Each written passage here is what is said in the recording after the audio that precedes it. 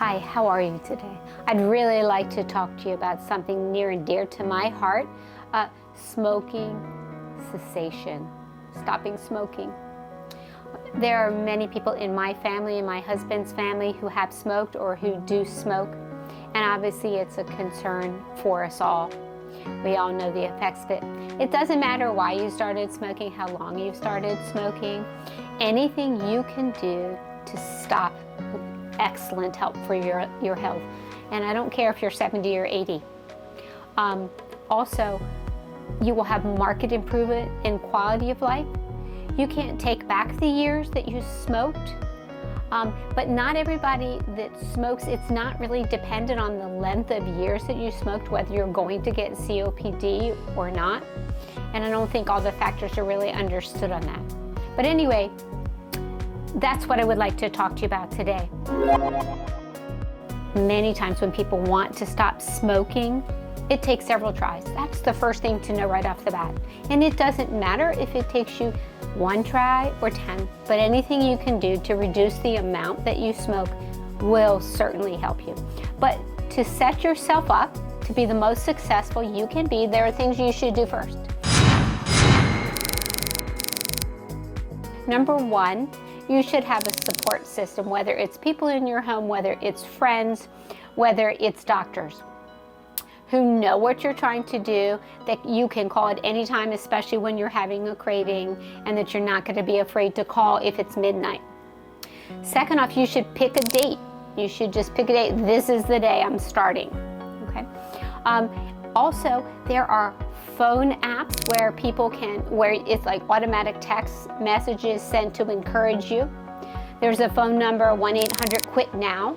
They can help you, particularly when you're having trouble. There are websites that are available to help. So depending upon how techy a person you are or are not, these can be of tremendous value to you. There are multiple different medications you can use that can also help you on your success.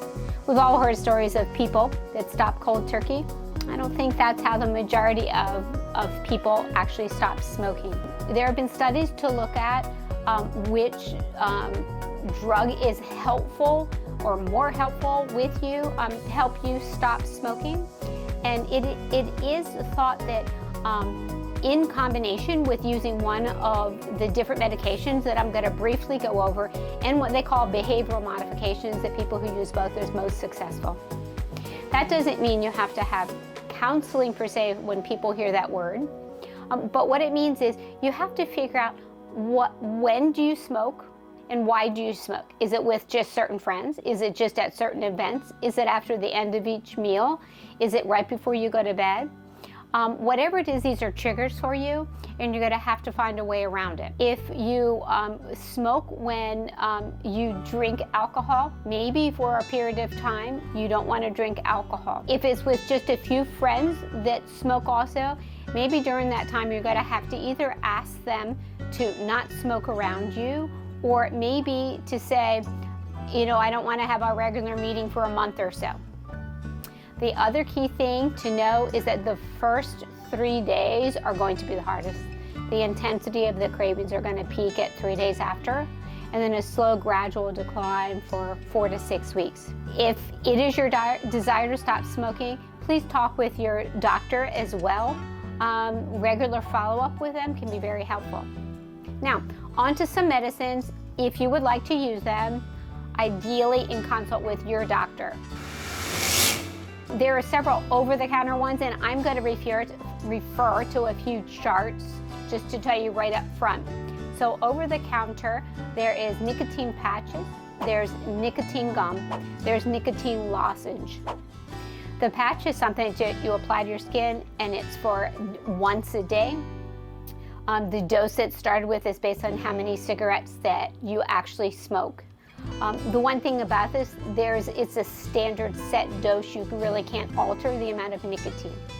Here's the other important thing. It's not nicotine that's carcinogenic. It's all the other chemicals and smoke that irritate your lungs, that increase your chance of lung cancer.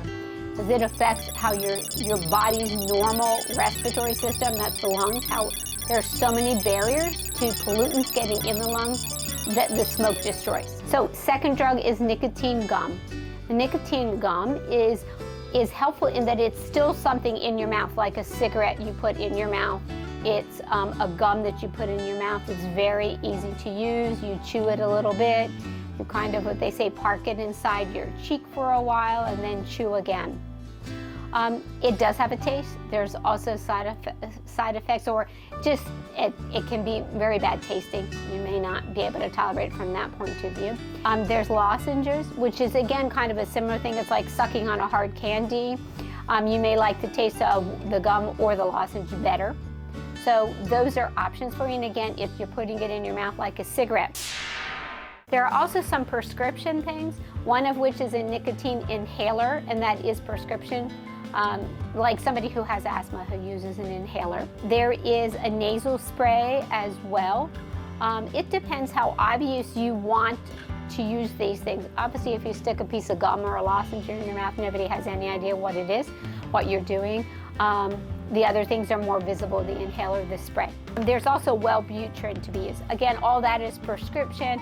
There's good and bad about that. It depends what other medications you're on. That can be a much more complicated thing, but certainly that's a physician discussion with your personal physician who knows you, your other medicines, any interactions that there might be.